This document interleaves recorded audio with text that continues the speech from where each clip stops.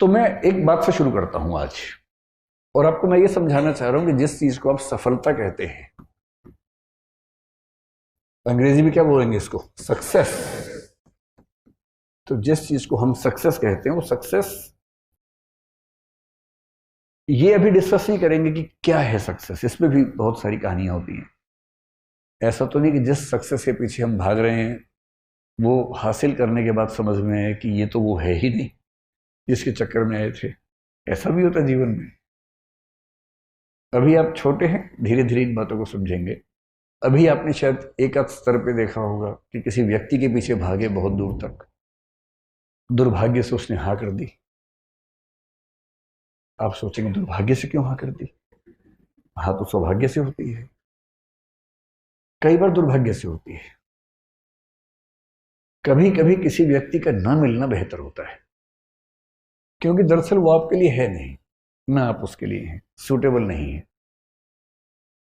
पर एक दौर में आप उसके दीवाने बने बने घूम रहे थे, किसी वजह से चेहरे का सौंदर्य देखा, आपको लगा इससे बड़ा सत्य क्या है ब्रह्मांड में, यही ब्रह्मांड का अंतिम सत्य है। इतना सुंदर चेहरा भगवान ने किसके लिए बनाया है? मेरे लिए बनाया है। और इस चक्कर में आप सुबह से रात तक पतंगे की तरह आगे पीछे दौड़ रहे हैं। अच्छा तो ये है कि वो कह दे कि भाई मेरे पास फुर्सत नहीं है, मुझे पढ़ाई करनी है, और आप चुपचाप पढ़ाई कर लीजिए। पर किसी किसी दुर्भाग्य होता है, हाँ हो जाती है। और हाँ होना तो ठीक है। हिंदी साहित्य में बहुत रोचक कुछ लोगों ने उपन्यास लिखे। एक लेखक ने कहा, देखिए आप हिंदी फिल्में देखेंगे, हिंदी की फिल्में आमतौर पर स्ट्रगल क्या है कि जो नायक है, हीरो है, वो हीरोइन को प्राप्त करना चाहता है, और विलन के तौर पे आमतौर पे हीरोइन के पिता और भाई ही रहते हैं। कभी कभी कोई थर्ड पर्सन भी होता है जो प्रेम त्रिकोण का तीसरा कोण बनना चाह रहा है, ऐसा भी होता है। कभी कभी भाई या पिता वो नाराज हैं, ऐसा होता है। और पूरी स्ट्रगल ये है कि कैसे वो उनको कन्विंस करे। अगर फिल्म इमोशनल है तो वो अपनी होने वाली पत्नी के पिता को कन्विंस करने के लिए गांव में जाएगा, खेत में रहेगा, साथ में काम करेगा सारे, और फिर वो कौन सी फिल्म थी? रमैया बस्ता भैया। ये तो मैंने देखी ही नहीं, मैं तो दिल वाले फीलिंग से बोल रहा था। DDLJ देखी आप लोगों ने?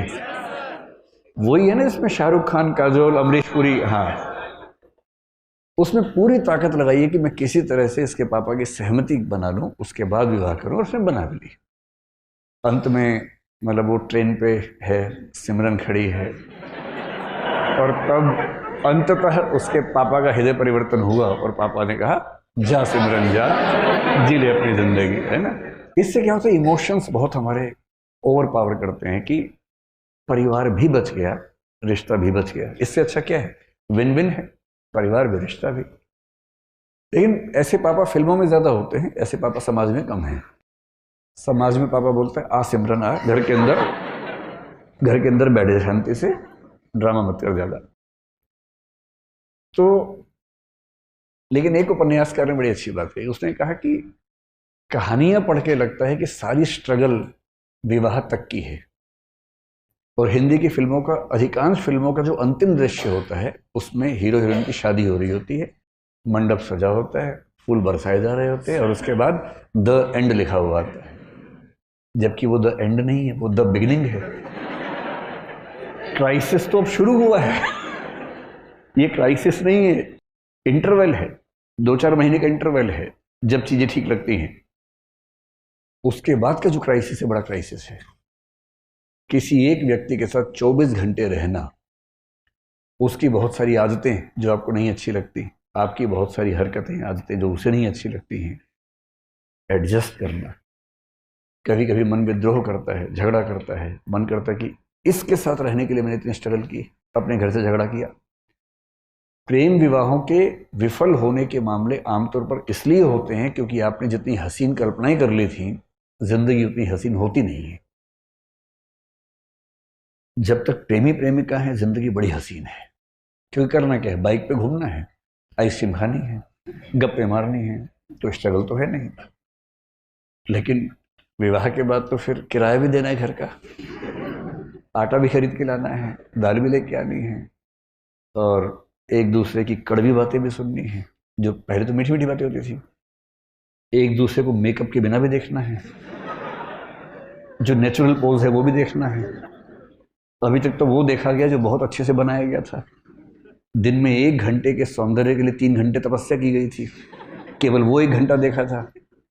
अब तो बिना पानी बिना धूप वो जो मूल रूप है, अब तो वो भी सामने आएगा।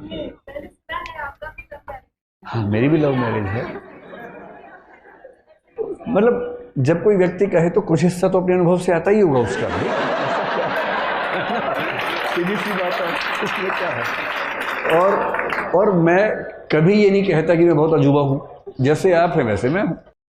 आपसे थोड़ा सा बड़ा हूँ, इसलिए अनुभव थोड़े से पहले हो गए, इतना ही अंतर है ना। वो सबके साथ ही होना। लेकिन असली स्ट्रगल यहाँ तक की थोड़ा ना हो, तो उसके बाद की। जैसे आईएएस बनने तक की स्ट्रगल एक है, आईएएस बनने के बाद की स्ट्रगल दूसरी हो जाती है। पर स्ट्रगल तो जिंदगी में रहती है, हमेशा रहती है। हरिवंश राय बच्चन ने बड़ी अच्छी बात कही कि संघर्ष है तो जीवन है। बिना संघर्ष थोड़ा जीवन होता है। जीवन में संघर्ष थोड़ा बहुत रहता ही है। ठीक वैसे ही जो आपसे कहना चाह रहा था कि अगर दुर्भाग्य से किसी ने हाँ बोल दिया तो इस बात का बहुत खतरा है कि एक तो आप पढ़ाई से दूर भाग जाएंगे, डिस्ट्रैक्शंस बहुत हो जाएंगे। उससे बड़ा खतरा है कि 3-4 महीने 6 महीने बाद आपको उस व्यक्ति से भी दिक्कत होनी शुरू हो जाएगी, और फिर आपको जीवन का सत्य दिखेगा, मुश्किल दिखेगी। इसका मतलब ये नहीं है कि जीवन सुंदर नहीं है, जीवन बहुत सुंदर है। बस सही समय पर सही चीजें हों, सही तरीके से हों, तो सौंदर्य बढ़ जाता है। तो सफलता क्या है उस पर हम आज बात नहीं करेंगे, क्योंकि सफलता एक दौर में हमें जो लगती है, एक दौर के बाद कभी कभी लगता है कि वो सफलता नहीं है। मैं ऐसे बहुत आईएएस अफसरों को जानता हूं जिन्होंने पूरी ताकत से आईएएस या आईपीएस या कोई सर्विस में सिलेक्शन लिया, काम कर रहे हैं 10 साल 20 साल 22 साल से काम कर रहे हैं। और जब उनसे गुफ्तगू होती है बहुत अच्छे से, तो उनमें से कुछ लोग जब इमोशनल लेवल पर बात करते हैं तो कहते हैं कि गलत फैसला हो गया, मेरा मूल व्यक्तित्व इस चीज के लिए था नहीं, पर मैं इस चीज में आ गया। और ये सबके साथ किसी ना किसी मात्रा में होता है। इन चीजों का तनाव नहीं लेना है। आज हम ये समझेंगे कि सफलता का मतलब, अगर हम मान लें आपको आईएएस बनना है, जैसे आपका फिलहाल यही उद्देश्य है, यही सपना है, तो उसके लिए कौन सी चीजें आपके अंदर होनी चाहिए। अगर हैं तो बढ़िया है, नहीं तो उस पर थोड़ा थोड़ा काम करना शुरू कर देंगे अभी से, है ना। तो हम आईएएस को भी दिमाग में रख के बात करेंगे, लेकिन सिर्फ आईएएस की बात नहीं करेंगे, और भी चीजें दुनिया में हैं उनको भी ध्यान रख के बात करेंगे। एक क्षमता होती है जिसको बोलते हैं आईक्यू।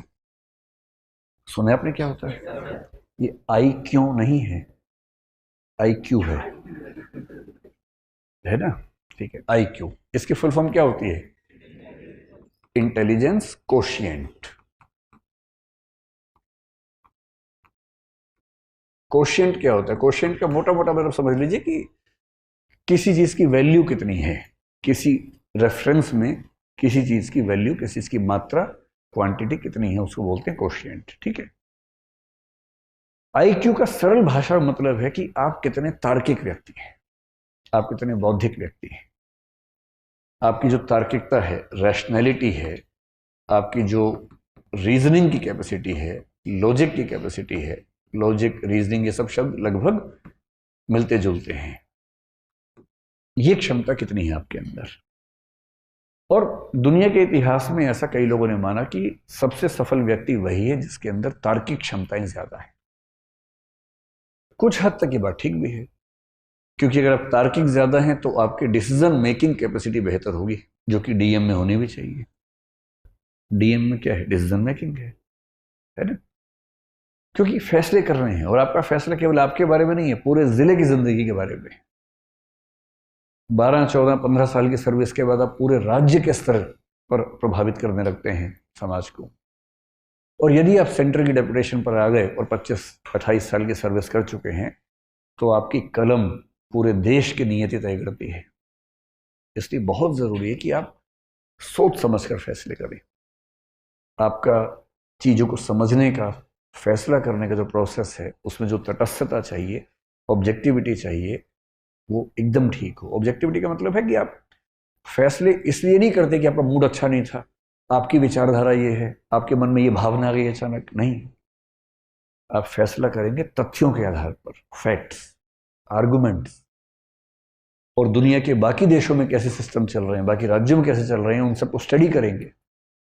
और उन सब के बेस पर जो सबसे अच्छा आपको लगेगा या अच्छे अच्छे को मिलाकर जो बेस्ट लगेगा अपने समाज के लिए, आप उसको अप्लाई करेंगे।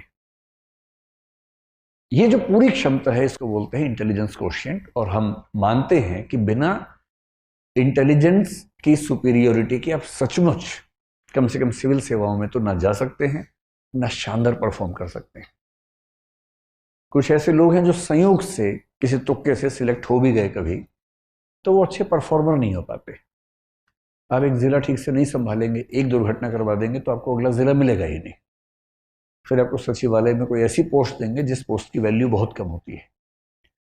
और IAS IPS के हर सर्विस में कुछ ऐसी पोस्ट रखी जाती हैं ताकि ऐसे लोग जो सरकार के साथ संगति में नहीं है या जिनकी कॉम्पिटेंस कम है उन्हें वहां सेट कर दें।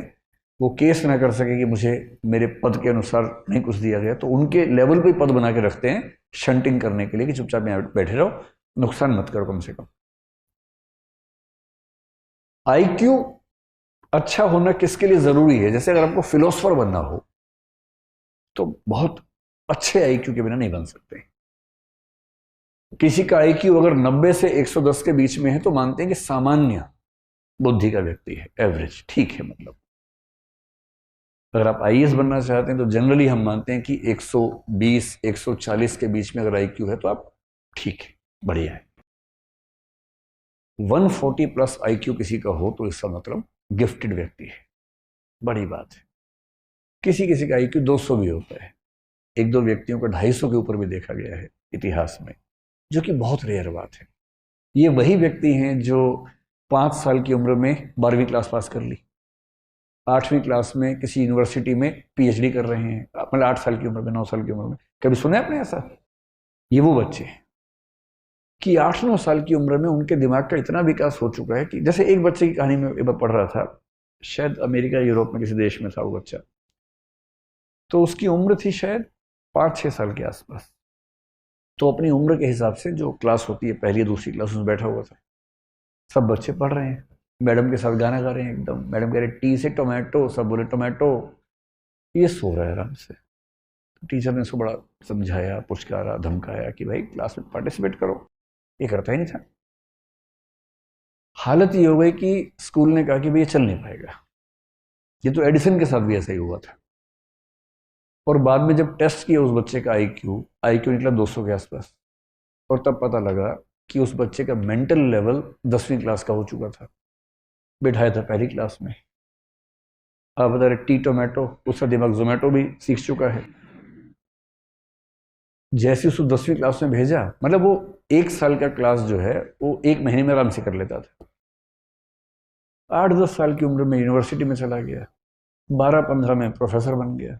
अब है ऐसा IQ तो क्या करे, किसी किसी का होता है। और IQ में दिक्कत यह है कि IQ हमारे चाहने से नहीं बढ़ेगा। IQ में बड़ी मात्रा इस बात की है कि आपको जेनेटिकली, बायोलॉजिकली कितना IQ मिला। हाँ, एक रेंज के अंदर थोड़ा बहुत हम कोशिश से बढ़ा सकते हैं, लेकिन अभूतपूर्व परिवर्तन उसमें करना चाहें, आमूलचूल बदलाव करना चाहें तो नहीं कर सकते। तो अगर आपको मैथमेटिशियन बनना हो, जैसे रामानुजम का नाम आपने सुना होगा, है ना, तो रामानुजम होने की शर्त है कि आपका IQ बहुत ही खतरनाक स्तर पे होना चाहिए। बड़ा साइंटिस्ट बनना हो APJ अब्दुल कलाम जैसा, तो आपका IQ बहुत खतरनाक होना चाहिए। या न्यूटन या आइंस्टीन बनना हो तो IQ चाहिए बहुत ही खतरनाक। फिलोसफर बनना हो बहुत खतरनाक, जैसे हम भारत में शंकराचार्य का जिक्र करते हैं, 32 साल की उम्र में उनकी मृत्यु हो गई, जितने में अटेम्प्ट खत्म नहीं होते लोगों के।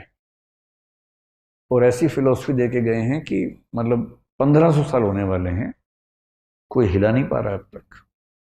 32 साल की उम्र में जिस व्यक्ति की मृत्यु हो गई, IQ कितना रहा होगा? उस समय IQ टेस्ट नहीं होते थे, सीधी सी बात है। होता तो मेरा ख्याल है कि 200-250 का मामला रहा होगा उनका। जब IQ बहुत तेज होता है ना, आप इतना तार्किक सोचते हैं, इतना दूर का सोचते हैं, इतना तेज सोचते हैं कि फिर आपके साथ काम करने में सबको मजा आता है। और PM क्यों नहीं चाहेगा कि उनके पास ऐसा एक चीफ सेक्रेटरी हो या ऐसा कैबिनेट सेक्रेटरी हो जिसका IQ बहुत शार्प हो, बात कहने से पहले समझ जाता हो, बात पूरी होते होते सॉल्यूशन सामने लाके दे देता हो कि ये सॉल्यूशन है इस चीज का। PM कह रहे हैं कि मैं 4 फैक्टर सोच पा रहा हूँ, क्या नहीं सर 18 फैक्टर्स हैं, ये 18 फैक्टर्स हैं, इनके बीच में ये मैट्रिक्स है, ये सॉल्यूशन बेस्ट है। और पीएम गदगद है कि वाह यार क्या आदमी। तो एक चीज सफलता में आईक्यू है।